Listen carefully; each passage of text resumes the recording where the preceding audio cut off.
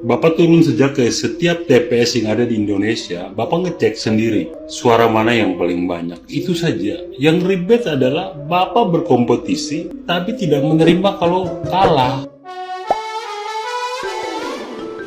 Hola netizen yang tercinta, mencuat wacana yang mengusulkan agar hak angket DPR digulirkan untuk menyelidiki dugaan kecurangan pelaksanaan pemilu 2024. Usulan tersebut datang dari Capres nomor urut 3 Ganjar Pranowo. Ganjar meminta dua partai pengusungnya di DPR yakni PDIP dan P3 untuk menggunakan hak angket mereka. Hak angket adalah hak untuk melakukan penyelidikan terhadap pelaksanaan suatu undang-undang atau kebijakan pemerintah yang berkaitan dengan hal penting, strategis dan berdampak luas pada kehidupan bermasyarakat, berbangsa dan bernegara yang diduga bertentangan dengan peraturan perundang-undangan. Ganjar berpandangan kecurangan pemilu 2024 sudah dilakukan secara terang-terangan. Bahkan Ganjar mendorong kubu Anies untuk menggunakan hak angket terkait kecurangan pemilu 2024. Ganjar menyebutkan dibutuhkan komunikasi antara kubu pasangan Anies Mohaimin dan Ganjar Mahfud untuk memuluskan wacana hak angket ini. Menurutnya, dengan keterlibatan Nasdem, PKS, PKB serta PDIP dan P3, maka hak angket untuk menyelidiki dugaan kecurangan pemilu dapat digolkan oleh lebih dari 50% anggota DPR. Ganjar turut menyiapkan rencana lain jika hak angket DPR tidak gol. Dia akan mendorong penggunaan hak interpelasi DPR. Calon Presiden nomor urut 1 Anies Baswedan menegaskan Partai Koalisi Perubahan siap mendukung hak angket yang akan digulirkan untuk penyelidikan kecurangan pemilu. Tiga partai tersebut yaitu PKB, PKS, dan Nasdem. Anies juga menegaskan Koalisi Perubahan solid untuk meneruskan perjuangan yang telah dimulai. Solidaritas itu sempat dibahas secara langsung kepada para ketua umum partai koalisi. Nah, gimana nih menurut netizen yang terhormat? Silahkan berkomentar ya. Mas Ganjar, mau coba protes kecurangan karena merasa anomali suaranya nggak terduga begitu kecil. PDIP itu juara 1 di Pileg, terus Anda mau coba mengatakan itu curang, mau lewat DPR. Emangnya Anda pikir elit PDIP setuju dengan Anda? Anda sekarang berada di jalan sendirian, jadi lonely, kasihan. Saya dari awal sudah katakan Anda akan merasakan kesedihan dan kecewa.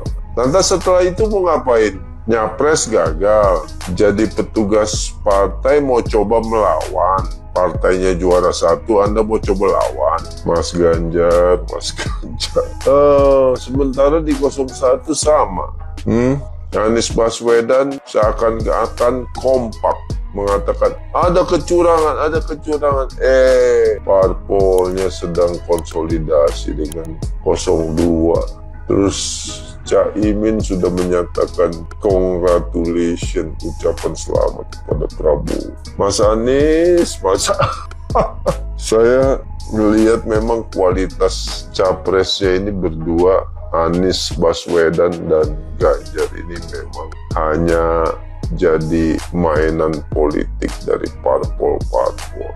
Anda nggak berkompeten untuk bisa jadi capres. Makanya lain kali coba introspeksi. Tingkatkan dulu kualitas diri. Jangan kepedean. Mau jadi capres, kalahnya telat. Terus mau coba protes. Terus mau ngapain? Mau menggerakkan apa? Ini negara berdasarkan konstitusi. Rakyat sudah memilih calon presidennya dan berhasil. Prabowo, Gibran menang telat. Lantas Anda yang kalah ini mau mengatakan itu curang? Nggak bisa. Ya kita lihat saja. Anda akan berjalan sendirian. Dan habis ini mau ngapain? Petugas partai. Anies. Jadi menurut saya sih mudah sekali menebak akan jadi apa Anies Baswedan dan Ganjar. Anies Baswedan akan ngajar di universitas, jadi kembali jadi dosen. Ya, Ganjar ya minta kemurahan Megawati lah. Mas Ganjar. Gue lihat-lihat nih dari tadi gue scroll TikTok, banyak nih yang nge-live soal demo di KPU ya. Curang. Terus sampai lo menang, baru nggak teriak curang gitu. Masalahnya di TPS, masalahnya di KPU yang curang. Yakin masalahnya di situ? Bukannya masalahnya karena jumlah suaranya kurang. Di debat seenaknya nilai kinerja Menhan 5/100 lah, 11/100 lah. Giliran balik dinilai rakyat segitu, nggak terima, protes. Terus kan waktu itu juga ada yang ngomong bukannya, ya kalau kalian nggak siap debat, nggak usah debat. Gitu kan Pak?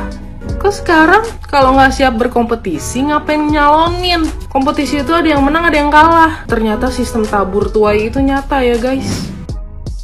Halo guys, kembali lagi saya beropini. Ini opini saya, otomatis ada pro dan kontra. Kalau ada tambahan silahkan di komen, kalau ada koreksi silahkan di komen. Guys, masih ingat nggak kalian waktu Pak Ganjar debat dulu? Setelah debat dia mengatakan, kalau nggak siap debat, nggak usah debat. Dan kembali kata-katanya ke beliau, kalau nggak siap kalah, nggak usah ikut nyapres. Dan jelas kita ketahui bahwa Pak Ganjar ini orang berpendidikan. Yang kedua, dia itu mantan gubernur 2 periode. Jadi otomatis dia tahu mengenai hak angketnya anggota DPR. Hak angket anggota DPR itu bisa dilaksanakan kalau jika didukung 50% anggota dewan. Dan hak angket itu digunakan untuk pejabat pemerintah, bukan untuk mengawasi kecurangan KPU atau Bawaslu. Kalau untuk kecurangan itu harusnya beliau membawa ke ranah hukum. Dan jika Bapak menemukan kecurangan di beberapa TPS dan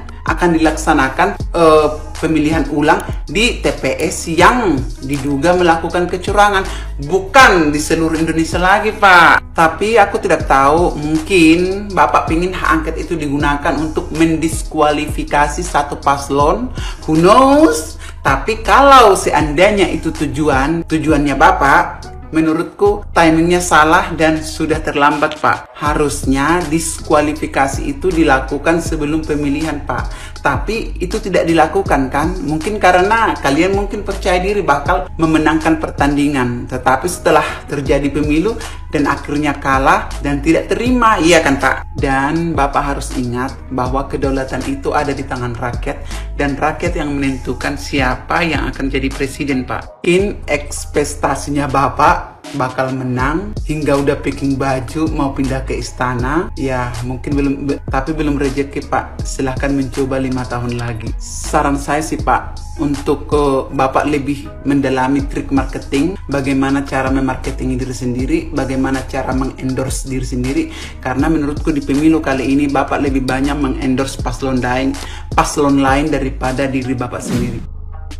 Dulu ada yang pernah bilang, kalau nggak siap debat, jangan ikut debat. Sekarang kami berbicara, kalau nggak siap kalah, jangan ikut kontestan pemilu. Kalau sudah kalah, ya ngaku kalah saja. Jangan nggak terima dengan kenyataan yang ada. Kalau dulu ada yang memberikan nilai pada hukum yang ada di Indonesia, sekarang rakyat Indonesia memberikan nilai segitu kepada Anda. Kenapa tidak terima? Kalau Anda ingin protes, ya protes saja ke rakyat. Kenapa kalian harus protes dengan narasi katanya curang, dan curang? Sebenarnya curang di sini siapa? Yang memiliki suara rakyat, yang memilih rakyat, yang dipilih 3 paslon. Tapi yang menang 1 paslon. Yang disalahkan Bapak Presiden Joko Widodo. Waraskah Anda?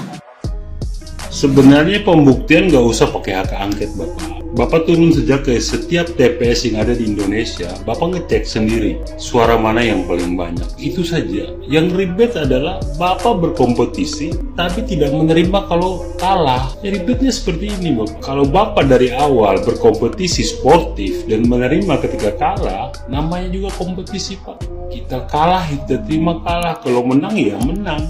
Tidak usah harus pakai hak angket dan segala macam, bikin ruwet Pak. Bapak turun aja semua ke lapangan, ke setiap TPS, Bapak lihat suara Bapak berapa. Itu clear, nggak perlu hak angket dan lain-lain. Dan hak angket juga untuk saat ini mau hak angket juga nggak bisa. Seberapa kuat PDIP? Karena koalisi pemerintahan lebih besar dari situ.